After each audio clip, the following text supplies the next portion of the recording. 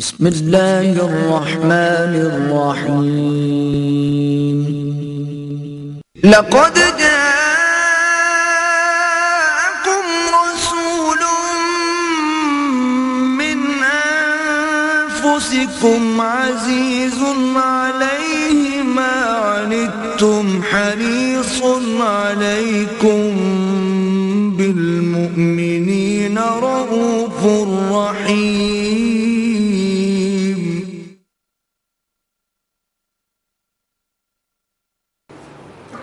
نحمده ونصلي على رسوله الكريم اما بعد فقد قال الله تبارك وتعالى كما ورد في سورة الحجرات اعوذ بالله من الشيطان الرجيم بسم الله الرحمن الرحيم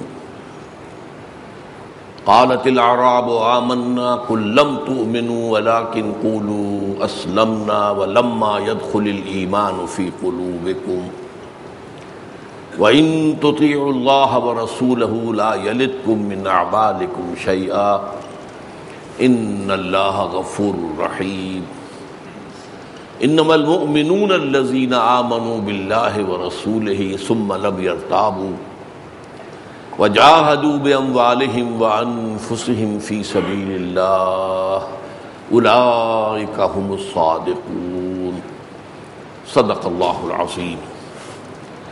وعن معاذ بن جبل رضی اللہ تعالی عنہ قال قلت یا رسول اللہ اخبرنی بعمل يدخلنی الجنہ ويباعدنی عن النار قال لقد سألت عن عظیم وإنه ليسير على من يسره الله عليه تعبد الله لا تشرك به شيئا وتقيم الصلاة وتؤتي الزكاة وتصوم رمضان وتحج البيت ثم قال ألا أدلك على أبواب الخير الصوم جنة والصدقة تطفئ الخطيئة كما يطفئ الماء النار وصلاة الرجل في جوف الليل ثم تلا تتجافى جنوبهم عن المضاجع يدعون ربهم خوفا وطمعا ومما رزقناهم ينفقون فلا تعلم نفس ما أخفي لهم من قرة أعين جزاء بما كانوا يعملون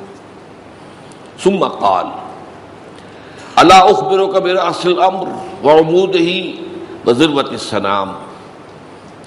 سنامه قلت بلى يا رسول الله قال رأس الأمر الإسلام وعموده الصلاة وذروة سنامه الجهاد ثم قال ألا أخبرك بملاكها ذلك كله فقلت بلى يا رسول الله فأخذ بلسانه وقال كف عليك هذا قلت يا نبي الله وإنا لمؤاخذون بما نتكلم به فقال ثقلتك أمك يا معاذ وهل يكب الناس في النار على وجوههم أو قال على مناخرهم إلا حصائد ألسنتهم رواه الترمذي رحمه الله وقال حديث حسن صحيح. رب اشرح لي صدري ويسر لي أمري واحلل عقدة من لساني يفقهوا قولي. اللهم ربنا الہمنا رشدنا واعذنا من شرور انفسنا اللهم ارنا الحق حقا وارزقنا اتباعه وارنا الباطل باطلا وارزقنا اجتنابه آمین یا رب العالمین. میں نے آج جو 2 آیات سورہ حجرات کی تلاوت کی ہیں وہ اس اعتبار سے کہ ان آیات میں ایک فرق کیا گیا ہے اسلام اور ایمان. کچھ لوگوں کے بارے میں فرمایا یہ بدو یہ دعویٰ کر رہے ہیں کہ ہم ایمان لے آئے. اے نبی ان سے فرما دیجئے تم ہرگز ایمان نہیں لائے ہو. ہاں یوں کہہ سکتے ہو کہ ہم اسلام لے آئے ہم مسلمان ہو گئے ابھی تک ایمان تمہارے دلوں میں داخل نہیں ہوا. یعنی ایک ایمان ہے قانونی زبان سے اقرار اور ایک ایمان حقیقی وہ ہے جو دل میں داخل ہو جائے. لیکن فرمایا اگر تم اس حال میں بھی اللہ اور اس کے رسول کی اطاعت کرتے رہو گے تو اللہ تعالیٰ تمہارے اعمال کے جزا میں سے کوئی کمی نہیں کرے گا. اور یہ اس لیے کہ اللہ غفور ہے اور رحیم ہے. البتہ اگر تم جاننا چاہو کہ مومن کون ہوتا ہے اللہ کے نزدیک، تو مومن تو صرف وہ ہیں جو ایمان لائے اللہ پر، اس کے رسول پر، پھر شک میں ہرگز نہیں پڑے. یعنی وہ تصدیق القلب جو ہے وہ یقین قلبی کی شکل اختیار کر گیا، اور اس کے بعد انہوں نے جہاد کیا اللہ کی راہ میں اپنی جانوں اور مالوں کے ساتھ. صرف یہی لوگ ہیں جو اپنے دعوی ایمان میں سچے ہیں.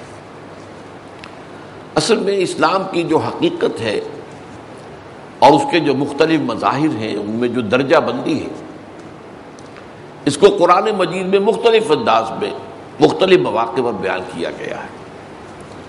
چنانچہ ایک آیت جو ہے سورہ مائدہ کی بڑی اہم ہے. جب شراب کی حرمت کا آخری حکم آیا تو بہت سے حضرات، بہت سے صحابہ جو ہیں پریشان ہوئے کہ اس سے پہلے جو ہے اشارات تو آ گئے تھے. یہ پوچھ رہے ہیں شراب اور جوئے کے بارے میں، فرما دیجئے کہ ان میں گناہ بھی ہے، کچھ خیر بھی ہے، لیکن ان کا گناہ جو ہے وہ خیر سے بہت بڑھ کر ہے. تو اسی وقت ہمیں چھوڑ دینا چاہیے تھا. پھر ایک اور اشارہ آ گیا تھا، جب نشے کی حالت میں ہو تو نماز کے قریب نہ جانا جب تک کہ وہ نشہ اتر نہ جائے اور تمہیں معلوم ہو کہ میں کیا کہہ رہا ہوں. تو اس کے بعد ہم چھوڑ دیتے. اب آخری حکم جو آیا ہے اس کے انداز بھی بڑے تیکھے ہیں. حل انتم منتہون، بعد آتے ہو کہ نہیں اب بھی؟ تو بہت تشویش ہوئی صحابہ کو کہ ہم تو شراب پیتے رہے ہیں اور اتنا عرصہ ہمیں گزر گیا. تو یہ میں آج کی اصطلاح میں کہہ رہا ہوں کہ ہمارے تو ہر خلیے میں، جسم کے ہر سیل میں شراب کے اثرات پہنچ چکے. تو اب گویا کہ کیسے نجات ہوگی؟ اس پر آیت اتری کہ کوئی حرج نہیں ہے جو لوگ ایمان اور اسلام پر عمل کرتے رہے اور نیک عمل کرتے رہے، وہ جو کچھ کھاتے پیتے رہے اس کے حرمت کے آخری حکم کے آنے سے پہلے، ان پر کوئی حرج نہیں.